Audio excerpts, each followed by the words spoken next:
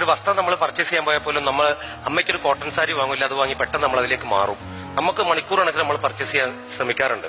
ഇപ്പൊ ഞാൻ ക്യാമ്പസിലൊക്കെ പോകാറുള്ളപ്പോഴത്തേക്ക് പല കുട്ടികളും ചോദിക്കാറുണ്ട്, മക്കൾ എത്ര പേര് നിങ്ങൾ അമ്മയ്ക്ക് എന്നും കെട്ടിപ്പിടിച്ച് ഉമ്മ കൊടുക്കുന്ന മക്കളുണ്ട് ചോദിക്കാറുണ്ട്. അപ്പൊ ഇന്ന് ഞാൻ വന്നത് കാലടിയിലൂടെ വന്നപ്പോൾ നമ്മളെ ആദിശങ്കരന്റെ കാലടി സംസ്കൃത സർവകലാശാല കണ്ടപ്പോൾ തന്നെ കാറിന് ഞാൻ അവസരമായിട്ട് കുട്ടികളുടെ കാര്യം പറയായിരുന്നു ഇങ്ങനെ. അപ്പൊ ശങ്കരൻ തന്നെ അറിവുകളുടെ ഒരുപാട് ഗിരിശങ്കരങ്ങൾക്ക് ഇടയ്ക്ക് ആദിശങ്കരൻ നാട് മൊത്തം കറങ്ങി അവസാനം തിരികെ വീട്ടിലെത്തുമ്പോൾ ആര്യാംബിക അവലംബശൈലം മരിക്കാൻ കിടക്കുക അമ്മ. അപ്പൊ അമ്മ മകനോട് ചോദിക്കുന്നുണ്ട്, മകനെ 9.5 മാസക്കാലത്തോളം ഞാൻ ഈ ഉദരത്തിലിട്ട് നിന്നെ വളർത്തിയില്ലേ, നീ എനിക്ക് എന്താ മടക്കി തരിക ശങ്കരാന്ന്. അപ്പൊ ശങ്കരൻ പറയുന്നുണ്ട്, ശങ്കരൻ തത്തുചൊലിക്കുന്ന സൂര്യനെ നോക്കിക്കൊണ്ടാ ശങ്കരൻ പറയുന്നേ, മാം നൈരുജ്യം തനു ശോഷണം മലമയി ചെയ്യാത്ത ശമ്പൽശ്വരിയാണ്.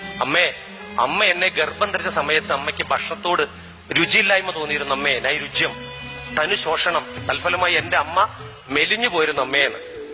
ശങ്കരൻ കരയാണ്, അമ്മയും കരയാ. എന്നിട്ട് പിന്നെ പറയാണ്, മലമയി ചെയ്യാത്ത ശമ്പൽശ്വരി, എന്റെ മലമൂത്രത്തെ അമ്മ കൊല്ലക്കണക്കിന് കെട്ടിപ്പിടിച്ച് അമ്മ കിടന്നുറങ്ങിയിട്ടുണ്ടായിരുന്നു അമ്മയെന്ന്. അപ്പൊ അമ്മയും കരയുന്നു, ശങ്കരനും കരയുന്നു.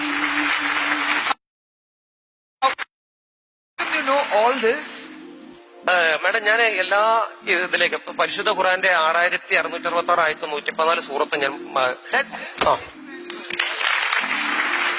പരിശുദ്ധ ഖുർആനിൽ പറയുന്നുണ്ട്. 24-25 ആയത്തിൽ പറയുന്നുണ്ട്, ഉഫിന്ന്, പ്രായമായ മാതാവിനെ നീ ചേ എന്ന് പോലും ഉച്ചരിക്കപ്പെട്ടിരുന്നു. എനിവേ, ഞാന് അമ്മയെക്കുറിച്ച് എവിടെ ഒരു വേദി കിട്ടിക്കഴിഞ്ഞാലും ഞാൻ ആ സമയവും സാന്ദർഭ്യവും ഒന്നും നോക്കാറില്ല. എത്ര വലിയ ഗസ്റ്റ് ആണെങ്കിൽ പോലും അമ്മയെക്കുറിച്ച് പറയാതെ വേദിയിൽ നിന്ന് ഞാൻ ഇറങ്ങാറില്ല. കാര്യം എനിക്ക് അത്ര റിലേറ്റഡ് അമ്മയും ഞാനുമായിട്ട്. അതുകൊണ്ട് ഇന്ന് ഞാൻ അമ്മയ്ക്ക് ഉമ്മ കൊടുക്കുന്ന മകനാണ്. എന്നും ഒരു മടിയില്ല എനിക്ക് അമ്മയ്ക്ക് ഉമ്മ കൊടുക്കാൻ.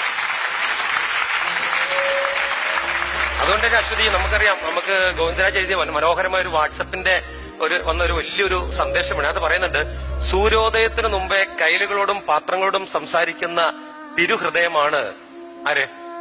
അമ്മ. തൊടിയിലെ വാടിക്കരഞ്ഞ ചെടികളുടെയും കരിയാപ്പിലിന്റെയും വാഴയുടെയും ഒക്കെ ദാഹം തീർക്കുന്ന കർഷകശ്രീ അവാർഡ് ഒരിക്കൽ പോലും ലഭിക്കാത്ത ഒരു മഹിളയാണ് ആര്? അമ്മ. വിളമ്പിക്കൊടുത്ത് തനിക്ക് ചെയ്യാതെ വരുമ്പോ, മക്കളെ എനിക്കിത് ഇഷ്ടമല്ല മക്കളെ എന്ന് കള്ളം പറയുന്ന മാതൃസ്നേഹത്തിന്റെ തിടമ്പാണ് ആരെ പോലെട്ടാ? അമ്മ. ആരാ? അമ്മ.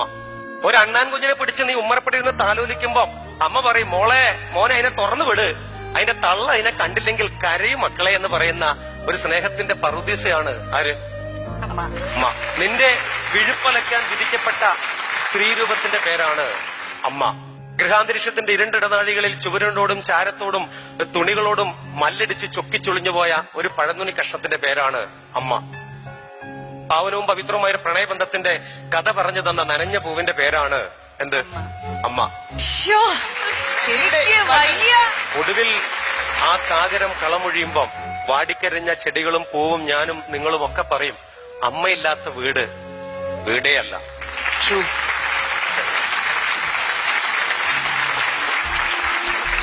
നമ്മുടെ മലയാളി വീട്ടമ്മയുടെ ഫ്ലോറിൽ വന്നിട്ട് ഇത്രയും നല്ലൊരു